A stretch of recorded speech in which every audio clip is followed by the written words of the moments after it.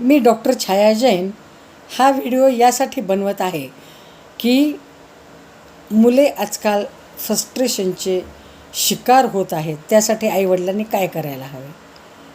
पहिली गोष्ट, त्यांच्यावर एवढेच कमव अशी जबाबदारी टाकून किंवा जास्त अपेक्षा करून त्यांच्याशी वागू नका.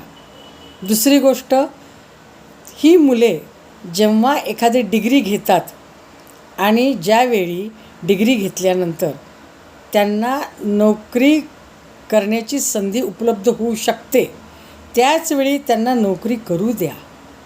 फार पुढचे शिक्षण म्हणत फार वेळ वाया घालवू नका.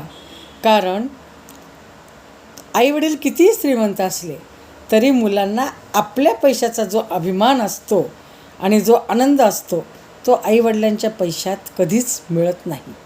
आणि मग माझ्या रोजच्या प्रॅक्टिसमध्ये मी असेही पाहिले की जी मुले लवकर कमवत नाहीत किंवा ज्यांच्या हातामध्ये स्वतःचा कमवलेला पैसा हा साधारण वयाच्या 25च्या आधी मिळत नाही, ती मुले हळूहळू फ्रस्ट्रेशनच्या आहारी जातात.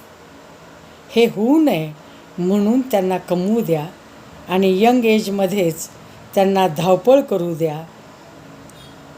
कुठला जर व्यवसाय करत असेल तर त्या व्यवसायासाठी त्यांना